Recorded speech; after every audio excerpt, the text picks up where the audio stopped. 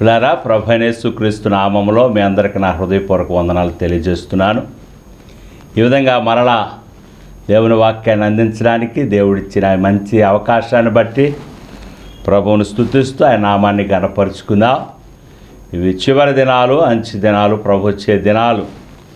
దేవుని వాక్యాన్ని చదవాలి, వినాలి, ఆ వాక్యానుసారంగా జీవించాలని వాక్యం మనకు తెలియచేస్తుంది. కనుక పరిశుద్ధ గ్రంథము నుంచి కొన్ని మాటలను జ్ఞాపకం చేసుకుందాం. యెషయా గ్రంథము 4వ అధ్యాయము ప్రారంభ వచనాన్ని చదువుతాను, జాగ్రత్తగా విందాం. ఆ దినమున 7 స్త్రీలు ఒక్క పురుషుని పట్టుకొని, మేము మా అన్నమే తిందుము, మా వస్త్రములే కట్టుకుందుము, నీ పేరు మాత్రం మాకు పెట్టమని, మా నింద తీసివేయమని చెప్పుదురు. ప్రార్థన చేసుకుందాం. స్తుతులకు పాత్రుడా, స్తోత్రార్హుడా, గొప్ప దేవా, ఆశ్చర్యకరుడా, ఆలోచనకర్త, బలవంతుడైన ప్రభువా, నిన్ను స్తుతిస్తున్నాము, గణపరుస్తున్నాము, మహిమపరుస్తున్నాము, ఆరాధిస్తున్నాము. నాయన నీకు వందనాలు. నీ మాటలు మేము ధ్యానిస్తుండగా నాతో మాతో అందరితో మాట్లాడమని ఏ ఉద్దేశంతో ఈ గ్రంథాన్ని వ్రాయించారో ఆ ఉద్దేశాన్ని సఫలము చేయమని, అయా యొక్క వాక్యాన్ని అనేకులు వినడానికి, విని గ్రహించడానికి సహాయము దయచేయమని యేసయ్య ఉన్నతమైన నామములో ప్రార్థన చేసి వేడుకుంటున్నాము తండ్రి, ఆమేన్. పిల్లారా, మనం గమనించినట్లయితే చక్కని మాటలు ఇక్కడ మనం చూస్తూ ఉన్నాం. బైబిల్ అంతా 66 పుస్తకాలు, యెషయా గ్రంథము 66 అధ్యాయాలు. పెద్దలు చెప్పిన మాట ఏమిటంటే ఇది ఒక చిన్న మినీ బైబిల్ అన్నారు. ఇందులో చాలా విషయాలు దేవుడు మనకు రాయించి ఉంచాడు. అందును బట్టి ప్రభువును స్తుతిస్తూ ఆయన నామాన్ని గణపరుస్తున్నాం. ఇక్కడ 4వ అధ్యాయములో చక్కని మాటను మనకి జ్ఞాపకం చేస్తూ ఉన్నాడు. అదేమనగా, ఆ దినమున 7 స్త్రీలు ఒక్క పురుషుని పట్టుకొని, మేము మా అన్నమే తిందుము, మా వస్త్రములే కట్టుకుందుము, నీ పేరు మాత్రము మాకు పెట్టి మా నిందను తీసివేయమని చెప్పుదురని గ్రంథములో వ్రాయబడింది. ఇక్కడ మనం గమనించినట్లయితే 7 స్త్రీలు కనబడుతున్నారు, ఒక్క పురుషుడు కనబడుతున్నాడు. ఆ పురుషునితో 7 స్త్రీలు అనే మాటను మనం గమనించినట్లయితే, మేము మా అన్నమే తిందుము, మా వస్త్రములే కట్టుకుందుము, నీ పేరు మాత్రము మాకు పెట్టి మా నిందను తీసివేయమని చెప్పుదురు అని వ్రాయబడింది. కనుక ఇక్కడ 7 స్త్రీలు ఎవరి స్త్రీలు మనం గమనించినట్లయితే, స్త్రీ గురించి చక్కని మాటలు బైబిల్లో రాయబడింది. ఓ కుటుంబం ప్రారంభం కావాలంటే స్త్రీ కావాలి. కనుక ఒక కుటుంబానికి స్త్రీ కావాలి. రెండవదిగా మనం గమనించినట్లయితే ఒక సంఘానికి స్త్రీ కావాలి. సమాజానికి, రాష్ట్రానికి, దేశానికి, ఖండానికి స్త్రీ అనగా సంఘము లేక సమాజము. మన ఆంధ్ర రాష్ట్రాన్ని ఆంధ్రమాత లేక తెలుగు తల్లి, అలాగే భారతదేశము భారతమాత. ఒక కుటుంబాన్ని కానీ, సంఘాన్ని కానీ, సమాజాన్ని కానీ, రాష్ట్రాన్ని కానీ, దేశాన్ని కానీ, ఖండాన్ని దేనికి సాదృశ్యంగా ఉందంటే దాన్ని స్త్రీతో పోలుస్తున్నారు. కనుక ఇక్కడ 7 స్త్రీలు, 7 అనే సంఖ్య మనకు కనబడుతున్నది. 7 సంపూర్ణ సంఖ్య. బైబిల్లో కొన్ని మాటలు జ్ఞాపకం చేస్తున్నాను. 7 దినములు, 7 సంఘాలు, 7 కొమ్ములు, 7 కన్నులు, 7 ఆత్మలు, 7 సువర్ణ దీప స్తంభములు, 7 ముద్రలు, 7 బోరలు, 7 దూతలు, 7 బాధలు. కనుక 7 అనగా సంపూర్ణమైన సంఖ్యగా జ్ఞాపకం చేస్తున్నా. కనుక 7 స్త్రీలంటే 7 ఖండాల విశ్వ మానవులు. పిల్లారా, మరి ప్రపంచంలో 7 ఖండాలను మనం చూస్తూ ఉన్నాం. మనందరికీ బాగా తెలుసు, చిన్నప్పటి నుండే మనం చదువుకున్నాము. ఆ 7 ఖండాలు ఏమిటంటే ఆసియా ఖండము, ఆఫ్రికా ఖండము, యూరప్ ఖండము, ఉత్తర అమెరికా, దక్షిణ అమెరికా ఖండము, ఆస్ట్రేలియా ఖండము, అంటార్కిటికా ఖండం. ఈ 7 ఖండాలు ప్రపంచానంతా 7 ఖండాలుగా విభజించారు. అందులో పెద్ద ఖండము ఆసియా ఖండము, అది మనమే. కనుక 7 ఖండాలు 7 స్త్రీలతో పోల్చారు. సహజంగా కొన్ని దేశాలకు ఆహార కొరత ఏర్పడుతుంది. అప్పుడు కొన్ని దేశాలు వారికి ఆహారాన్ని పంపిస్తారు. కొన్ని దేశాలకు వస్త్రాల కొరత వస్తుంది, ఆ దేశాలకు వస్త్రాలు పంపిస్తూ ఉంటారు.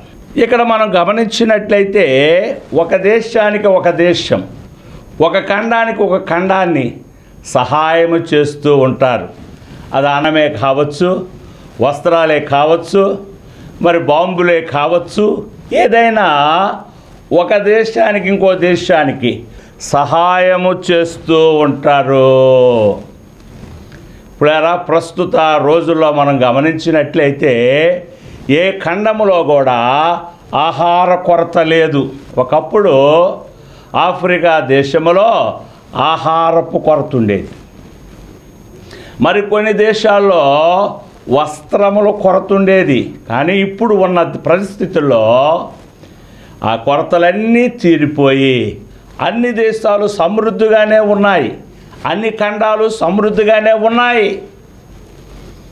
ఇప్పుడు ప్రస్తుతాన యుద్ధాలు జరుగుతూ ఉండగా ఇప్పుడు చాలామంది బాంబులు కొనుక్కుంటున్నారు. ఒకప్పుడు రైస్ కొనేవారు, ఆహార ధాన్యాలు కొనేవారు, వస్త్రాలు కొనేవారు.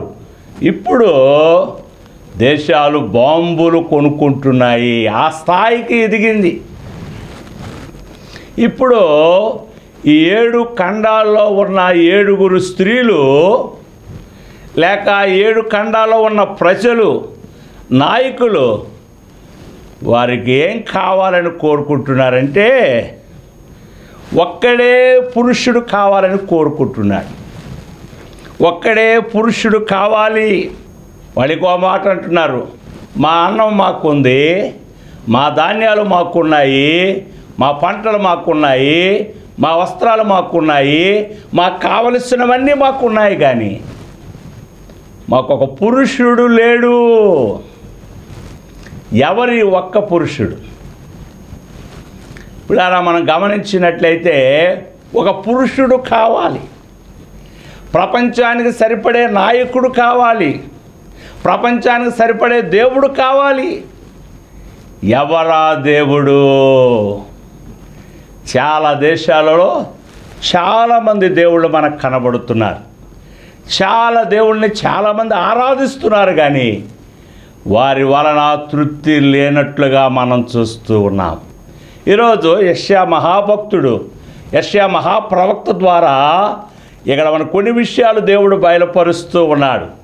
ఈరోజు 7 ఖండాల్లో ఉన్న విశ్వ మానవారికి ఒక్క దేవుడు కావాలి. అందరూ అంటారు దేవుడు ఒక్కడే, సూర్యుడు ఒక్కడే, చంద్రుడు ఒక్కడే, భూమి ఒక్కటే, ఆకాశము ఒక్కటే, దేవుడు కూడా ఒక్కడే. ఆ ఒక్క దేవుడు ఎవరో తెలియక మనుష్యులు దేవుని కొరకు వెతుకుతూ ఉన్నారు, ప్రయత్నిస్తున్నారు, ప్రయాసపడుతూ ఉన్నారు. పిల్లరా, మనం గమనించినట్లయితే వెతుకుడి మీకు దొరుకును, తట్టుడి మీకు తీయబడునని దేవుడు చెప్పిన మాటను మనము గమనిస్తూ ఉన్నాము. దేవుణ్ణి మనం వెతకాలి. చూడండి, అపోస్తుడైన పౌలు కొరింథీ సంఘంలో చక్కని మాటను జ్ఞాపకం చేస్తున్నాడు. 2వ కొరింథీలకు రాసిన పత్రిక 11వ అధ్యాయము ప్రారంభం నుండి నేను చదువుతాను, మీరు జాగ్రత్తగా వినండి. కొంచెము వివేకముగా నేను మాట్లాడినను మీరు సహింపవలనని కోరుచున్నాను. నన్ను గూర్చి మీరు ఎలాగైనాను సహించుడి. దేవాశక్తితో మీ ఎడల ఆసక్తి కలిగి ఉన్నాను. ఎందుకనగా పవిత్రురాలైన కన్యకగా అనగా ఒక్కడే పురుషునికి అనగా క్రీస్తుకు సమర్పింపవలనని మిమ్మును ప్రదానము చేసి తిని. ఇక్కడ పౌలు అంటున్నాడు, మిమ్మల్ని పవిత్రురాలైన కన్యకగా ఒక్కడే పురుషునికి మేము ప్రదానము చేశాను అంటున్నాడు ఆయన. ఆ ఒక్క పురుషుడు ఎవరు అని మనము గమనించినట్లయితే, అనగా క్రీస్తుకు సమర్పింపవలనని అని జ్ఞాపకం చేస్తున్నాడు. ఈ ఒక్క పురుషుడు ఎవరంటే యేసు క్రీస్తు అని మనం గమనిస్తూ ఉన్నాం. ఈరోజు అన్ని కులముల వారు, జాతుల వారు, ప్రాంతాల వారు, వర్గాల వారు దేవుణ్ణి వెతికే క్రమములో యేసు ప్రభువును తెలుసుకొని ఆయనే ఆ ఒక్క పురుషుడు, శక పురుషుడు, యుగ పురుషుడు, పుణ్య పురుషుడు, పురుషుల్లో పురుషోత్తముడు యేసు ప్రభు అని గమనించి, పరీక్షించి, పరిశీలించి యేసు ప్రభువును తమ సొంత రక్షకుడుగా వారు తెలుసుకుంటున్నారు. ఇప్పుడు ఆ యేసు ప్రభువును సొంత రక్షకుడుగా అంగీకరిస్తున్నారు. యెషయా గ్రంథంలో మాట రాశాడు, నిన్ను సృష్టించిన వాడు నీకు భర్త అయి ఉన్నాడు.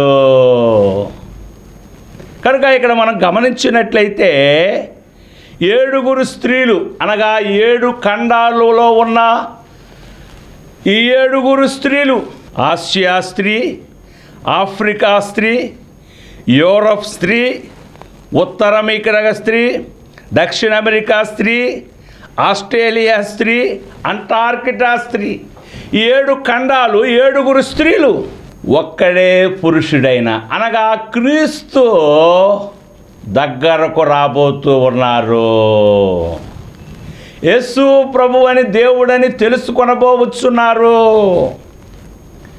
ఈరోజు మనం గమనించినట్లయితే కొన్ని మతాలు, కొన్ని ప్రాంతాల వరకే, కానీ యేసు ప్రభు ప్రపంచానికి సరిపడే దేవుడు. ఆయన ప్రపంచాన్ని రక్షించగలిగే దేవుడు.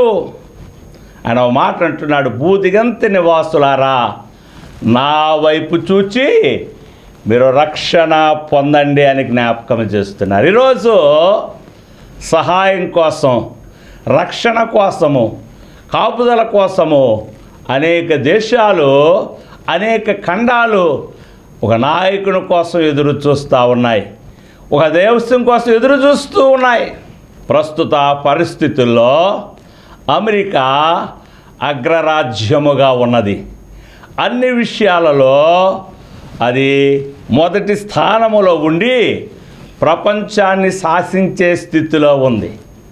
అలాంటి అమెరికా కూడా ఈరోజు సమస్యలను ఎదుర్కొంటుంది, అప్పుల పాలవుతుంది, ఆర్థికపరమైన ఇబ్బందులతో సతమతమవుతూ ఉంది.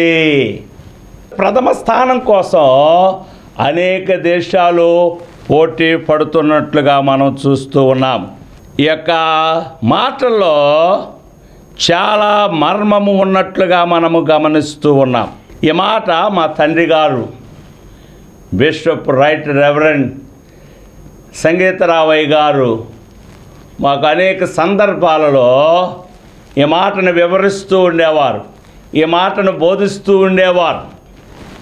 అప్పుడున్న స్థితిలో మాకు అర్థమయ్యేది కాదు, కానీ ప్రస్తుత పరిస్థితుల్లో మనము గమనించినట్లయితే ఈ మాట చాలా స్పష్టముగా మనకు అర్థమవుతున్నట్లుగా మనము చూస్తూ ఉన్నాము. కనుక ఈరోజు ప్రపంచ దేశాలు దేవుని కోసము వెతుకుతున్నాయి,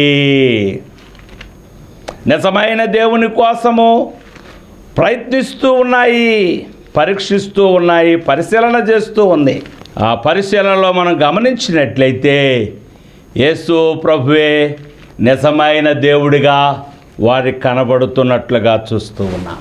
ఫైనల్గా యేసు ప్రభువే దేవుడు వారికి కనబడుతూ ఉన్నది. అందుకే యెషయా గ్రంథములో ఈ మాటను మనము పరిశీలిస్తాం. ఆ దినమున, ఏ దినం అంటే ఈ లోకము అంతమైపోయే దినాలు, ఈ లోకము నాశనమయ్యే దినాలు అది త్వరగా ఉన్నాయి. ఈరోజు అనేక దేశాలలో సముద్రాలలో భూకంపం ఏర్పడి సునామీలు ఏర్పడుతున్నాయి. ఎన్నో కుటుంబాలు, ఎన్నో గృహాలు, ఎన్నో కారులు ఆ సునామీలో ప్రవాహంలో కొట్టుకుపోతున్నాయి. ఈరోజు సునామీ నుండి తప్పించేది ఎవరు? జలప్రలయం నుంచి తప్పించేది ఎవరు? ప్రపంచంలో జరుగుతున్న అనేకమైన సమస్యల నుంచి, వ్యాధుల నుంచి, బాధల నుండి తప్పించేది ఎవరు అని మనం గమనించినట్లయితే తప్పించే ప్రభుత్వము, తప్పించే రాష్ట్రము, దేశము, ఖండము మనకేమీ కనబడటం లేదు. కనుక ఏ దేశం మనల్ని తప్పిస్తుంది? సునామీ నుంచి అమెరికా తప్పిస్తుందా? రష్యా తప్పిస్తుందా? ఇంకా ఆస్ట్రేలియా? ఏ దేశం మనల్ని తప్పిస్తుంది? దేవుడు అనేవాడు మాత్రమే తప్పించగలడని ఇక్కడ జ్ఞాపకం చేస్తూ ఉన్నది. కనుక ఆ దినమున ఈ 7 ఖండాల్లో ఉన్న ప్రజలు లేక ఈ 7 స్త్రీలు ఏమని ప్రార్థన చేస్తారంటే, మేము మా అన్నమే తింటాము, అన్నానికి మాకు కొదవలేదు, మా అన్నం మేమే తింటాం, మా వస్త్రాలు మేమే కట్టుకుంటాం, మాకు అన్నం అక్కరలేదు, వస్త్రాలు అక్కరలేదు, నీ పేరు మాత్రము మాకు చాలు. ఆ నిజమైన దేవుని దగ్గరకు వచ్చి, ఆ ప్రభు దగ్గరకు వచ్చి, ఆ ప్రభువును తెలుసుకొని, అయ్యా ఒక్కడే పురుషుడు అయిన నీ పేరు మాకు కావాలి అనే చెప్పే రోజులు రాబోతున్నట్లుగా మనము చూస్తూ ఉన్నాం. కనుక పిల్లారా, మనం గమనించినట్లయితే ఆ ఒక్క పురుషుడి రోజు మనకు కావాలి. ఆ పురుషుని కోసము ప్రయత్నిస్తున్నారు, ప్రయాసపడుతున్నట్లుగా మనం చూస్తున్నాం. ఆ పురుషుని పేరు చెప్పుకొని వారు ధైర్యము తెచ్చుకోవాలని, వారి మీద ఉన్న నిందను తీసివేసుకోవాలని వారు ప్రయత్నిస్తూ ఉన్నట్లుగా మనం చూస్తూ ఉన్నాము. కనుక ఎవరి ఒక్క పురుషుడు? 2వ దశలోనికి రాసిన పత్రిక 2వ అధ్యాయము 3వ వచనాన్ని చదువుతాను. మొదట భ్రష్టత్వం సంభవించి నాశన పాత్రుడగు పాప పురుషుడు బయలుపడితేనే కానీ ఆ దినము రాదు అని జ్ఞాపకం చేశాడు.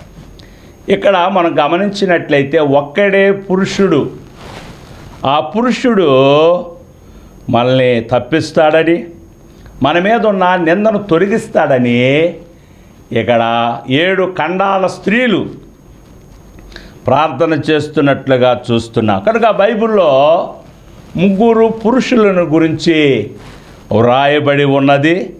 ఆ 3 పురుషులు ఎవరంటే, ఒక పురుషుడు మానవ పురుషుడు, 2వ పురుషుడు పాప పురుషుడు, 3వ పురుషుడు మరి ఒక్కడే పురుషుడు. ఈ 3 గురించి చాలా మాటలు గ్రంథములో రాయబడ్డాయి. కనుక 3 పురుషులు, ఒక పురుషుడేమో మానవుడు, 2వ పురుషుడు పాప పురుషుడు, 3వ పురుషుడు యేసుక్రీస్తుగా మనము గమనించగలుగుతూ ఉన్నాం.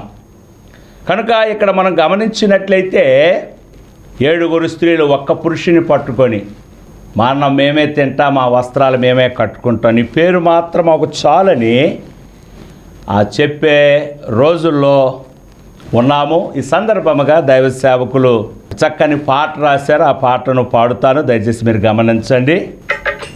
ఏసే మార్గంబో ఇళ్ళలో ఏసే మార్గంబో, ఏసయ్యగా కింకెవరిదర లేరని తెలుసుకో, వేరే లేరని తెలుసుకో, ఏసే మార్గంబో ఎలలో ఏసే మార్గంబో. మృతులను లేపినదెవరు, తా మృతుడై లేచినదెవరు, సతతము బ్రతికేదెవరు, ఆ క్షితికి ప్రజాపతి ఎవరు, అతడే ప్రభు శ్రీ యేసుక్రీస్తు అంతే కనుగొంటే, నిజముగా అంతే కనుగొంటే. ఏసే మార్గంబో ఇళ్ళలో ఏసే మార్గంబో, ఏసయ్యగా కింకవరీదర లేరని తెలుసుకో, వేరే లేరని తేల్చుకో. భువికి దిగినదెవరు, ఆ దివికి ఎగిరినదెవరు, దివి భువినిచ్చినదెవరు, ఆ రక్తమునొసగినదెవరు, దివికి దిగినదెవరు, ఆ దివికి నెగిరినదెవరు, భువి దివినిచ్చినదెవరు, రాజరికమునొసగినదెవరు, ఎవరో అని వదంటివా, అవిగో బహుశ్రమలు, ఎవరో అని వదంటివా, అవిగో బహుశ్రమలు. ఏసే మార్గంబు ఇళ్ళలో ఏసే మార్గంబు, ఏసయ్యగా కింకవరీదర లేరని తెలుసుకో, వేరే లేరని తెలుసుకో. పిల్లరా, యేసే మార్గం, యేసే సత్యము, యేసు ప్రభు ద్వారా, ఒక్క పురుషుని ద్వారా మాత్రమే ఈరోజు ప్రపంచానికి రక్షణ. కనుక 7 స్త్రీలు ఒక్క పురుషుని అనగా క్రీస్తును పట్టుకొని, మా అన్నం మేమే తింటాం, మా వస్త్రాలు మేమే కట్టుకొని, నీ పేరు మాత్రము మాకు చాలని ప్రభువును వెంబడించే రోజులు రాబోతున్నాయి. ఇది ఎవరికి వారు పెట్టుకునే పేరు కాదు, ఇది దేవుడు పెట్టాలి. ఆయన పేరు మనకు రావాలి అంటే ఆ ఒక్క పురుషుడైన యేసు ప్రభువును మనం నమ్ముకోవాలి. అప్పుడు దేవుడు మనకు ఒక పేరు పెడతాడు. ఏమిటే పేరంటే క్రైస్తవులము. క్రీస్తుని నమ్ముకునేవారు, క్రీస్తుని వెంబడించేవారు క్రైస్తవులు. ఎప్పుడైతే యేసు ప్రభువును మనం నమ్ముకుంటామో మనము క్రైస్తవులముగా పిలవబడతాము. ఈ క్రీస్తు పేరు మనకు పెట్టబడుతుంది, ఈ క్రీస్తు పేరు మనకివ్వబడుతుంది. ఈ క్రీస్తు మనకు దేవుడుగా ఉంటాడు. ఈరోజు అలాంటి దేవుడు మనకు కావాలి. ఆ దేవుని కోసము వారు ప్రయత్నిస్తున్నట్లుగా చూస్తూ ఉన్నాము. పిల్లరా, మనం గమనించినట్లయితే ఆ ఒక్క దేవుడు యేసు ప్రభువుగా మనం చూస్తూ ఉన్నాము. ఆ యేసు ప్రభువును మనం నమ్ముకోవాలి, ఆ యేసు ప్రభువును మనం తెలుసుకోవాలి. ఆ మాటనే ఇక్కడ గ్రంథములో వ్రాస్తున్నట్లుగా మనం చూస్తూ ఉన్నాం. ఈ మాటను జాగ్రత్తగా మనం పరిశీలించాలి. ఈ మాటను మరి జ్ఞానయుక్తముగా ఆలోచన చేయాలి. ఈ మాటను మనం ప్రార్థనాపూర్వకంగా పరిశీలన చేసినప్పుడు దేవుని యొక్క ఆత్మచేత మనము నింపబడిన వారమే ఇందులో ఉన్న విషయాలను మనము గ్రహించగలుగుతామని జ్ఞాపకము చేస్తూ ఉన్నా. కనుక ఆయన పేరు మనం పెట్టుకోవాలి. ఈరోజు ఒక వస్తువుకు విలువ రావాలి అంటే దానికి ఒక పేరు పెట్టాలి. కొన్ని బ్రాండ్ పేర్లు ఉంటాయి, టాటా, బాటా. ఇప్పుడు మామూలు చెప్పులు అవి చాలా తక్కువ రేటుకు వస్తాయి, కానీ బాటా అని పేరు పెడితే దాని విలువ పెరుగుతుంది, ఖరీదు పెరుగుతుంది, డిమాండ్ కూడా పెరుగుతుంది. మనందరికి పేరు లేదు, దేవుళ్ళు లేని వారము, అన్యులము. దేవుణ్ణి ఎరగని వారం. ఎప్పుడైతే యేసు ప్రభు పేరు మనకు పెట్టబడుతుందో మన జీవితం మారిపోతుంది, మన బ్రతుకు మారిపోతుంది, మన కులం మారిపోతుంది, మన ప్రాంతం మారిపోతుంది, జీవితమే మారిపోతుంది.